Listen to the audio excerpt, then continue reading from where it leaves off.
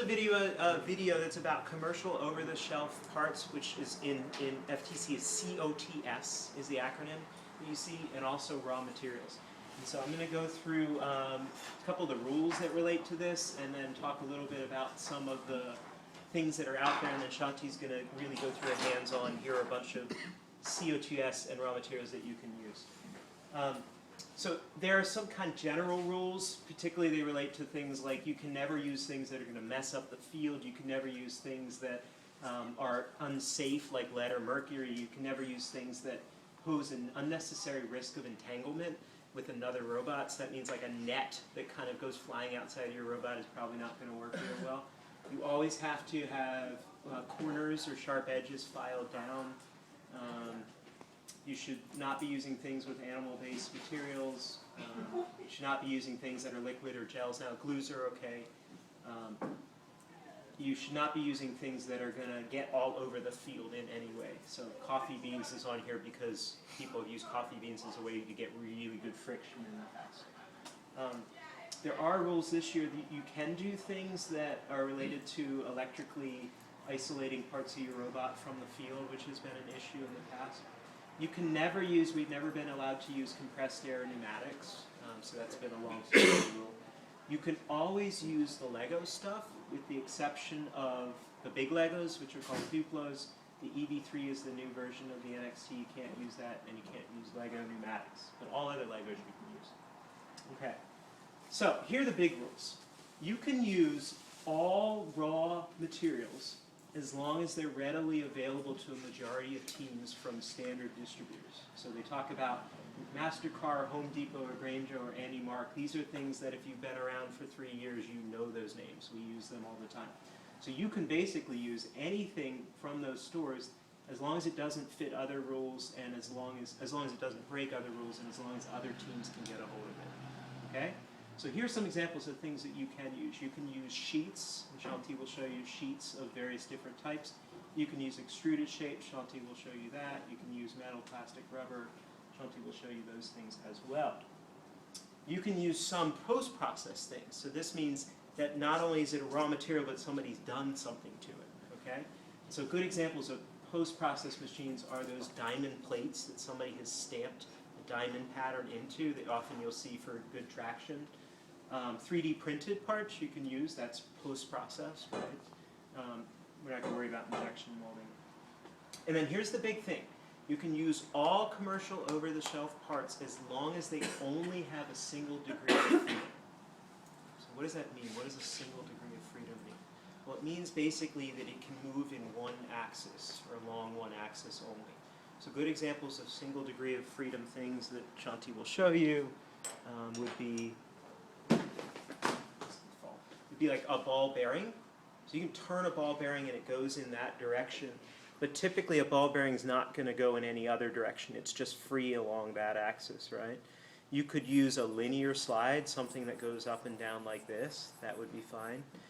You can use ball screws or normal screws because these things only turn one way, right? You're just turning it like that. So that's kind of a single degree of freedom.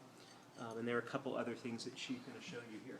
But this is a question of, or a space where you can hack the rules. Like you can totally hack the rules. Because question of what is a single degree of freedom is really open right now. Okay, and you're going to want to post stuff on the rules for it. There are some exceptions to that. So here's some examples. Hinges you can use. Gears and sprockets are a great example of it. Planetary gear train is just a set of gears put together. A Lazy Susan will see that. Exceptions are you can use holonomic wheels and mechanism wheels, because if you think of an omni wheel, for example, it's rotating this way and this way at the same time, so it's actually 2 degrees of freedom. Okay, and that's pretty much it for me. Over to you. So a lot of time in robotics we use a lot of our parts are aluminum because it's really easy to work with aluminum, and some of the stuff we use is like this. This is aluminum tubing, and we use this a lot actually.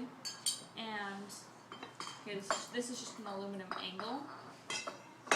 And these are some pieces of extruded aluminum, which These ones are actually kind of interesting because they have these little channels in them, and right now we're using it, like you can put something in here and you can slide it along, or you can like, let's see, this is a part you would use to create a right angle with this because these screw into the channel, and then you can attach another piece of it like this. So it's fairly convenient. Let's see what else. Just keep going. Don't worry about that. Just keep going. Okay. With what you got. As far as other raw materials, let's see. Got the plastic. Oh yeah, the plastic. This is. I Yeah, I don't know what if this is Polyurethane belt. polyurethane. This is polyurethane. Yeah, we think it's polyurethane belting, and it's just like a flexible plastic. Like last year, we used this to make the paddles on our block mechanism. And here we have a sheet of. Is this acrylic? Polycarb. This is polycarb. We have a sheet of polycarbonate, and we also use this like to build protective covering or like things to structural parts of the robot, I guess. And you can cut this with like you can cut this with a bandsaw. Can I jump in real quick? Yep. A couple things about the plastic. Mhm. There are a bunch of different types of plastic. This plastic is called acrylic. Oh, it is acrylic. Acrylic is great, except that if I do this, it's going to snap like that. Okay, so this is not good for a robot. Unfortunately, we have a laser cutter that cuts this great and does not cut the things that don't do that. Stuff that we really want to use is called either PMMA, which is plexiglass, or polycarbonate. Yeah, we use Those are the two things. Those things we can't cut on the laser, so that gives us a disadvantage. But all plastics you can heat and bend. They're called thermoplastic, which means you heat them up and you can bend them. And Larry's got a ton of experience, and I've got a little bit of experience doing that. So don't think that just because it's a sheet of plastic you can't do anything with it. You can do a lot of stuff with it. Okay. Other raw materials.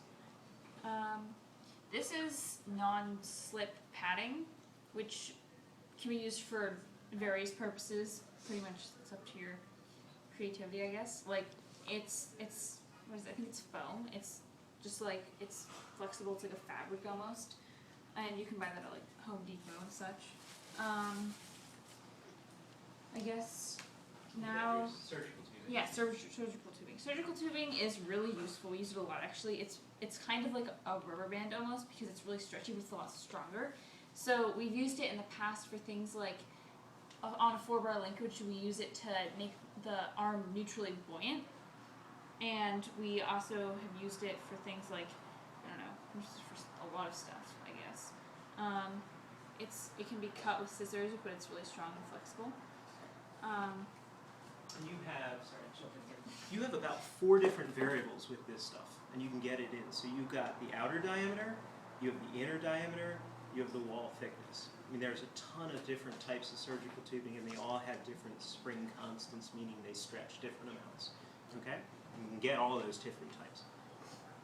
Then we have Velcro. Velcro can be used for a lot of things. I mean, fairly self-explanatory. You can use it to secure things to the robot. It's not like extremely strong though, so you wouldn't want to use it to secure something permanently. You'd want it to be able to remove it from the robot. We also have axles. Axles are extremely useful because you use them for things like gears and wheels and all sorts of things. We have different sizes, like this one's a small one, this one's larger. And let's see. Here's a ball. This is a ball bearing.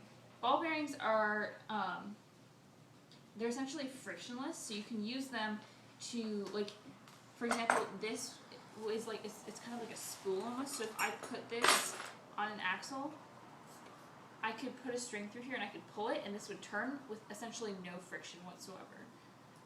And the reason it's called a ball bearing is because it has tiny balls in here which spin through a channel, which essentially is what makes it frictionless. As far as spinning things here, this is a screw. Screws are really nice because not only do they allow something to turn on them, but as it turns, it moves linearly along the screw, so it's a way you can turn like circular motion into linear motion. Like as I spin this, it travels up the screw. Let's see. This is a Lazy Susan, and it's kind of like a ball bearing, except for it's really large and you can put something on either side and they can spin against each other. Normally, I don't think have we ever used this in a robot before? No, we have, but sometimes it's nice, like last year we built a mount that we could put the robot on a Lazy Susan, so we could turn the robot and work on it while it was sitting on one of these. And, this small Lazy one. Susans are also called thrust bearings. So what they do is like you can have a force going this way on them, but they still allow motion to go. So it's called a thrust bearing. And then we have linear ball bearings. Linear ball bearings, let's see, this one. Linear ball bearings go linearly along like an axle or something. They can't turn, but they essentially, they're like normal ball bearings, and that they're completely frictionless almost. So this can slide up and down here with little to no friction. Let's see, what else? And then we have gears. Gears are gears. I mean, yeah. I guess gears are what we've always used them to control our drivetrain, or sometimes we use sprockets and chains, but they can connect to a motor, and you can mount them on axles, and they mesh with other gears and they turn with each other. So one thing you can do with gears is if you have like a small gear and a large gear, say if I had the motor connected to this small gear, as I turned this big gear would turn significantly less. Like for every rotation of the small gear, it would turn like maybe 1/4. So if I had this on an axle, this axle would be turning a lot slower than the motor would be turning, but the axle would have more torque because it's essentially taking the force of 4 turns of the motor and turning it into 1 turn. Let's see. What else? What are these? It's a pulley for the timing belts. Okay, yeah, these are pulleys for the timing belts. Timing belts are these rubber things, and they can be mounted on here, and these can be mounted on like an axle or something, and then these turn. Oops. And they're really flexible. It's almost just like a chain, except Yeah. it's a lot easier to work with. It's like a chain. It's like a chain and a sprocket. So as I turn this turns along here. Then we also have springs. Springs are like surgical tubing in that they have a lot of elastic force, but they are you can't use them for the same things a lot of the time. Like it would be harder to use a spring to make an arm usually buoyant. But for example, right now, the mechanism we're building, we couldn't use surgical tubing for. We need a spring because it has much more. It's much more like stiff, I guess, and it has more force almost. Let's see. I think that's it. Oh. We also have cable ties or zip ties, which are. Should I take one out? They're fasteners that we use to fasten things on the robot oftentimes. Like we often use them to secure wires and loose things on the robot. They are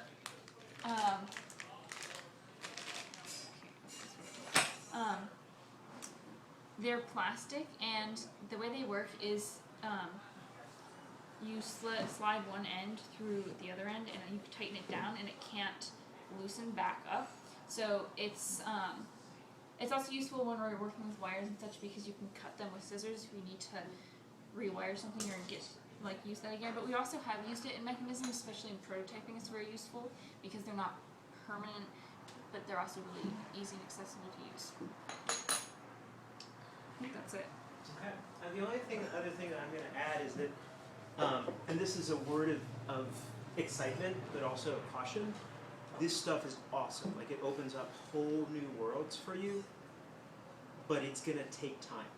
So if you are debating whether or not you're going to use this stuff, you need to look at how much time you have left, and you have to think about how long it would take you to do it with Tetrix, and you need to multiply that by at least 4, maybe 5. Okay, and you're going to end up with a better product, no doubt, but it's going to take longer the first time that you do it. Once you do it one time, you will never go back to Tetrix, because this is so much more flexible in terms of what you can do, but it does take time. Okay? All right.